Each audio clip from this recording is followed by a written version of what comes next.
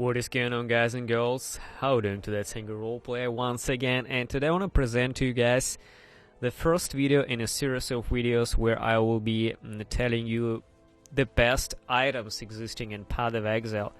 You know, I've been playing this game for quite long, and I think I've gathered enough experience to really give you some kind of information on what I consider are the best useful items in the game. We'll start with the unique armors existing in Path of Exile, and I'll go with the 10 best unique armors in the game. And keep in mind that this list is of course a subjective list, and you know, everyone has their own candidates for this, but it's also been very hard to create the list in general because it's definitely more than 10 useful armors in the game. But I decided eventually that I'm gonna separate this video into two parts, with the first part being like the really best top tier armors useful in the game, and the second 10 will be eventually just a very good useful armors as well, but it will all come in a second video. So without further ado, let's get going. Before we go further into the video, I would like to stop for a second and thank my Patreon supporters and Twitch subscribers. You guys have no fucking idea how much I'm thankful for you. If you just stop for a second and put likes on this video and share it with your friends, it will be already an insane amount of support, and I will be forever grateful to every one of you. Thank you so much, and remember, you, yes you, are making a difference.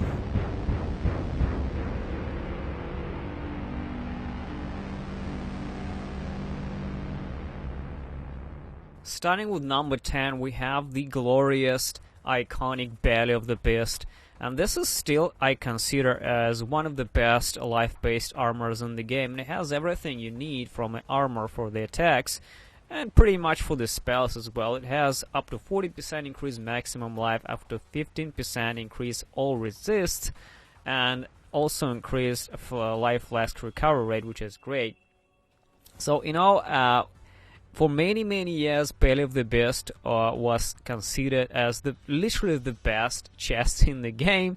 But in the Abyss League, when they were introduced the Abyssal stuff, like then the Sheeper and Elder mods were introduced, and it was possible to kind of reach the same amount of maximum life by crafting pristine fossil chests and all that stuff. And 40% max life kind of started dropping off a little bit. It was possible to surpass the existing life on the belly, but it still is considered as one of the best chests in the game, I believe, for literal any build. And one of the coolest things about the chest is that it can be acquired as early as Act 4 through the prophecy.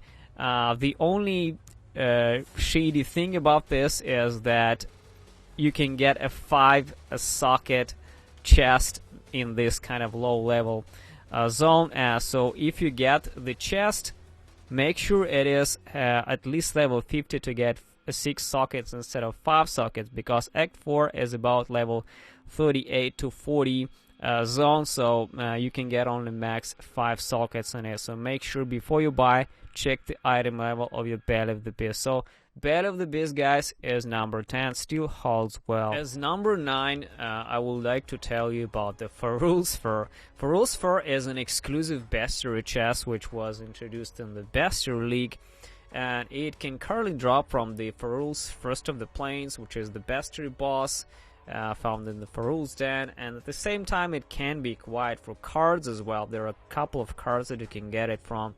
What makes Ferul's Fur so insane is pretty much a combination of buffs it gives.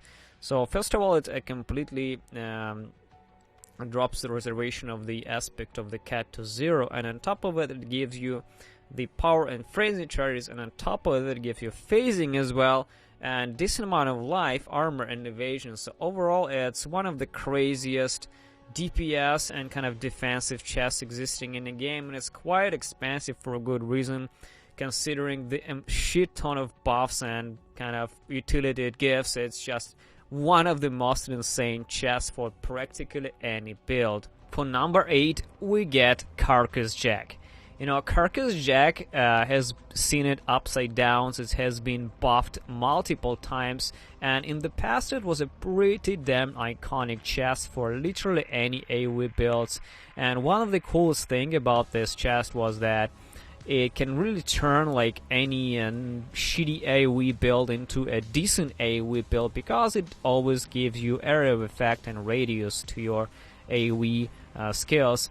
It was kind of obliterated by the existing support gems, and over the years it's kind of started to fall down little by little. But recently, a couple of patches ago, they actually buffed it and gave it up to literally like 50% increased area damage and a 50% increased area of effect, thus making a big, strong return of the Carcass Jack to literally a former glory.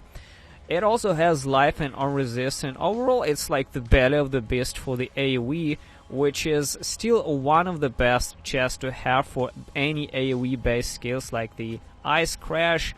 You know, melee or range, doesn't really matter, pretty much fucking anything. It's like a little bit of a combined, concentrated effect when increaser of effect on a chest, thus making it a bit of a 7 link, I would say. So Carcass Jack is definitely still a strong and useful chest. As a number 7, we get Lore Weave. Lore Weave has been introduced in the patch 3.6 Synthesis League, and it was actually discovered by accident purely. Some guy decided to vendor 60 unique rings, and as a result, he was surprised he got a new unique chest, which was Lore Weave. What Lore Weave does, it always comes with 6 sockets, and it's a chest that literally is a lot of everything. It has physical damage to attacks, all attributes, elemental damage, life, energy shield, and the most important thing is maximum resistances. The original chest has up to 80% max elemental resistances, and by default the max resistances were always 75, so you can get 5 plus extra max elemental resistances, and 1 extra point of this resistances reduces your damage from this element by 4%. So technically 4 multiplies by 5, you can take 20% less elemental damage taken with this chest. And it was probably one of the most popular chests in the Synthesis League, simply because how powerful this damage mitigation was. And pretty much any Juggernaut wore this chest for the Molten Strike and everything, especially for the Nebulox Juggernaut, which is kind of self-fire damage. The Juggernaut build, it can just mitigate all kind of damage. It just take reduced damage with the Lore Weave. It was nerfed later, and now you can get up to 78% max resistances, but it's still an incredibly strong chest, which can really be used for literally any build in the game, being it elemental, physical damage, or just crit. It has everything the chest needs, and at the same time on top you get a default 6 sockets, making it a really flexible option. As a number 6, we have the legendary Queen of the Forest. Even after the nerfs, the chest is still staying as an absolutely insane speed farming option for literally any build in the game. If you want speed farming and you want to move fast, if you want to zoom, and you farm barrel chambers, for example, then look no further, because Queen of the Forest give you a shit ton of movement speed. In the past, the chest has an absolutely astronomical amount of evasion in it, and the thing that the chest does is, the more evasion you have, the more movement speed you have. By default you have a penalty, but if you get a couple of evasion flasks, some evasion on the tree, or if you are kind of a raider or a data, you can stack a shit ton of evasion everywhere and really surpass the penalty, giving you an absolutely astronomical movement speed for your build. Queen of the Forest is still an absolutely strong option as a no-brainer selection for farming magic find or whatever you want to do in the game. Is still considered the best chest for something like magic find tornado shot builds and pretty much any magic find build. As a number 5, I want to show you guys Shroud of the Lightless. Shroud of the Lightless is probably one of the most undervalued, underestimated chests in the game, and For me personally, it's good because I can buy cheap, but to be honest, this chest is absolutely insane. I greatly started valuing this chest after I created the Kinetic Blast Wonder build and the Lightning Arrow Barrage build. This chest does absolutely insane thing. The first and the most important thing about this chest is that it actually is supported by elemental penetration by default, and it runs with 1 or 2 abyssal sockets. So if you get the chest with 1 abyssal socket, you have 5 normal sockets, and you can link them quite easily with the Jeweler's Torch, and you can effectively have a 6 link for your elemental build. So practically with no investment, without fusing or linking anything, you get yourself a 6 link chest for absolutely nothing. This is extremely powerful, and not many people even understand how the fuck this is powerful. Another strength of this chest is it's also stack alive depending on the amount of abyssal jewels you have introduced, and the more abyssal jewels you have stacked on the build, the more life you have. It also has a decent amount of energy shield, so it's extremely good for any hybrid builds, and overall I would say that this chest is absolutely insane for literally any build in the game. It was introduced in the Abyss League, and it was quite popular in the Abyss League, was quite expensive, and it only dropped from the Abyssal Leeches, and Abyssal Leeches were very hard to come by, but then they fixed that. The Leeches were pretty common, and everyone started dropping the Shroud of the Lightless, and it became way more common and way more affordable. As a number 4, we have Shivrangs Wraps, and this is probably one of the most popular energy shield based chests in the game, and for a good reason, because this chest enables you to go low life. You take Pain Attunement, you go low life, and you get 30% increased spell damage for literally any spell in the game, but at the same time keep in mind that you need a decent amount of energy shield and life pool to stay alive. So what this chest does is, by default, all chaos and poison damage goes directly to your life pool, and if you have a very small life pool, and for example you have a big amount of energy shield pool but very small life pool, if you get chaos damage on you and poison damage, it goes directly to your small life pool, and you just instantly die without pretty much doing anything. So what Shivrangs Wraps does, it makes it so that chaos damage does not bypass your energy shield, and it goes to the energy shield in the first place and then to the life, so it kind of protects your life pool. This alone enables you to withstand the chaos damage on a decent level and still go no CI and go a hybrid with the low life being 30% more spell damage. So Shivrangs Wraps is there for a good reason, and it has also been nerfed. It was over like 400% increased energy shield, was really insane, literally like the no-brainer choice for the yes build. But now it's not as popular because you can still select like a very high chest with a very high like 700 plus ES pool and go CI instead of low life. But if you want to stay on the edge of damage, if you want to just increase your damage to the max, and this is very important for the builds like Essence Drain, or for example some damage over time builds in general, because there's no other way you can increase the damage over time except for going low life. So for the low life builds, Shivrangs Wraps I think still stays the absolutely best option. On the third place we have the insane Eternity Shroud, and I think I would place it here for a good reason, simply because it is probably one of the most insane DPS chests existing currently in the game. What it does is, per every shaper item equipped on you, you get 5% damage as extra chaos based on your elemental damage. So you can get up to 10 shaper items, so 5 multiplying by 10, this is 50% extra chaos damage from your elemental damage. This is pretty sick. It can literally double your damage.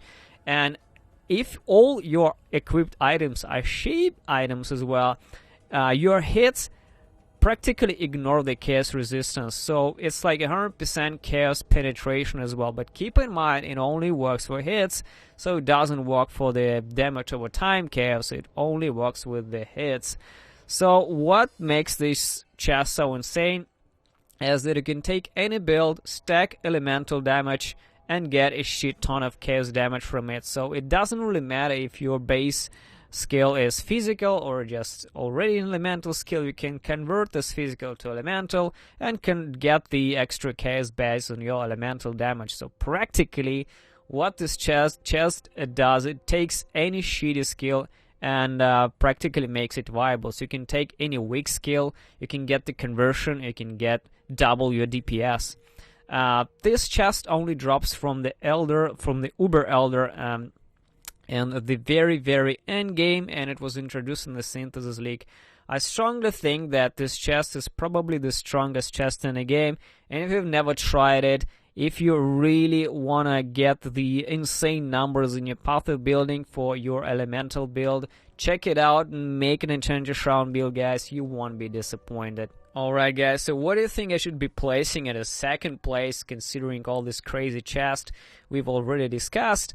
So what do you think? What should be in the second place? Well, I think this one deserved a second place, and this is Kaom's Heart. Kaom's Heart is one of the most iconic chests existing in Path of Exile, and for good reason. The legacy version of the Kaom's Heart had 1000 maximum life on it, and literally you could get easily over 9 and 10,000 life with this chest alone. And even now you can purchase it on the standard league for over 1,100 exalt. This is pretty much like about 4 or 5 mirrors worth of currency. And to be honest, if you're an absolute geek and if you want to do some insane shit, I really recommend you guys to get currency and get this shit ton of life on your belt with the Legacy Kaom's Heart. Currently, Kaom's Heart has 500 max life on it, but it still stands strong because it's absolutely a GG for some builds like the Rider's Fire and some other builds like many minion builds. If you can get a good two-hander with the 6 sockets, that you could get Kaom's Heart and practically just, rush through all content. The reason why Kaom's Heart is so crazy, it's because it's easily farmable as well. It has a couple of easily affordable cards which can be farmed across all content in the game, and this is also a fantastic chest for solo self-found because of how easily you can farm it potentially. So it is one of the best chests in the game for a good reason, and it's super popular still. What should be placing on the first place, guys? Obviously a no-brainer, this is Tabula Rasa. What makes Tabula Rasa so popular, and this is the #1 most popular chest in the game, is that I can equip it on level 1 character. It has 6 link sockets and they're wide sockets, so you can place any gems in any combination on it. And it can drop as a level 1 as well. You can drop it from Hillock and the Act 1 on literally the first zone of the game. That's making it an absolutely ridiculous chest. Another popular thing about Tabula Rasa is probably one of the most farmable cards in the game, called the Humility, which can drop in the Blood Aqueducts as well. So whenever any league starts, people start farming the Humility for the Tabula Rasas like crazy. And currently there was another card introduced in the game which can drop from the Val Zones, and it can give you Corrupted Tabula Rasa, which makes farming even easy in general. So overall, Tabula Rasa still holds strong, and it's still the most powerful chest in the game for what it is. One of the important things to know about the Tabula Rasa is that a lot of people also corrupting it in order to get +1 or some kind of useful implicits, but keep in mind that once you corrupt Tabula Rasa, and if you get some implicit on it, you can also increase the required level of the chest, thus making it unusable for a level 1 character. So keep this in mind and check the corruption if you buy it. So this is it. This is the list of the chests, guys. I really hope you watched the video because it was an incredible fun video to make.